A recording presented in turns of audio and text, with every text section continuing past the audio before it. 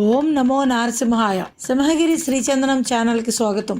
సనాతనమైన భారతీయ సాంప్రదాయంలో గిరి ప్రదక్షిణకి విశేషమైన స్థానం ఉంది. పర్వతాలు భగవంతుని స్వరూపాలని వేదవాక్కు. లోకానికంతటికీ రక్షకుడిగా పరమాత్మ ఎలా ఉన్నాడో భూమండలానికి అంతటికీ పర్వతాలు రక్షణగా ఉంటాయట. పరమాత్మ స్వరూపాలైన పర్వతాల చుట్టూ పరిక్రమణం చేస్తే కోరికలు ఈడేరుతాయన్నది భక్తుల ప్రగాఢ విశ్వాసం. భూదేవిని ఉద్ధరించిన వరాహ అవతారం, భక్తుడైన బాలప్రహ్లాదుణ్ణి రక్షించిన నారసింహ అవతారాల కలయికతో శ్రీ మహావిష్ణువు ఇలపై వెలిసిన ఏకైక క్షేత్రం సింహాచలం. సింహగిరి చుట్టూ 3 మార్లు ప్రదక్షిణ చేస్తే భూప్రదక్షిణ పుణ్యఫలం వస్తుందని పెద్దల మాట. ప్రతి ఏటా ఆషాఢ చతుర్దశి నాడు ప్రదక్షిణ ప్రారంభించి పున్నమి నాడు సింహాద్రినాథుని దర్శించుకోవడం అనేది ఎన్నో తరాల నుండి వస్తున్న సాంప్రదాయం.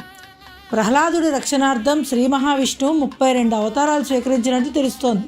సింహగిరి ప్రదక్షిణ కూడా 32 కిలోమీటర్లు ఉండడం దైవ నిర్ణయంగా భావిస్తారు. కాలినడకన గిరి చుట్టూ తిరిగి రాలేని భక్తులు పున్నమి నాడు ఆలయ పరిక్రమణం చేస్తారు.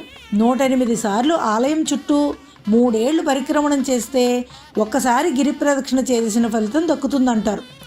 ఇంతటి విశేషమైన సింహగిరి ప్రదక్షిణ చేద్దాం రండి. అందరూ సింహాచలం వచ్చేసారా?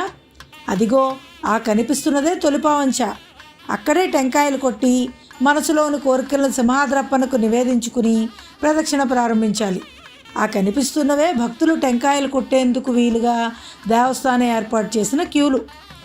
భక్తులతో పాటు అప్పన్న పూలరథం కూడా ప్రదక్షిణ చేస్తుంది. భక్తులు ఉత్సాహంగా నడక ప్రారంభించి అడివరం మీదుగా నడక సాగిస్తూ ముడసర్లోవ, హనుమంతవాక, విశాలాక్షి నగర్లో నుండి జోడుగుళ్ళపాలెం సముద్ర తీరానికి చేరుకుని సముద్ర స్నానాలు చేస్తారు. అక్కడ నుండి అప్పుగర్, వెంకోజీపాలెం, సీతమ్మధారలో నుంచి పోర్టు స్టేడియం దగ్గర హైవేలోకి ప్రవేశిస్తారు. మురళీనగర్ మీదుగా మాధవధార చేరుకుని ధారలో స్నానం చేసి వేణుగోపాలస్వామి, మాధవస్వామి దర్శనం చేసుకుంటారు. అక్కడ నుండి ఆర్ఎండ్బి, ఎన్ఎస్టిఎల్, ఇందిరానగర్, కుమారి కళ్యాణ మండపం, ప్రహ్లాదపురం మీదుగా సింహాచలం చేరుకుంటే ప్రదక్షిణం పూర్తి అయినట్లే. తొలిపావంచా దగ్గర మళ్ళీ కొబ్బరికాయ కొట్టడం మర్చిపోకండి. అప్పుడే ప్రదక్షిణ పరిపూర్ణమైనట్లు. ఓం నమో నారసింహాయ.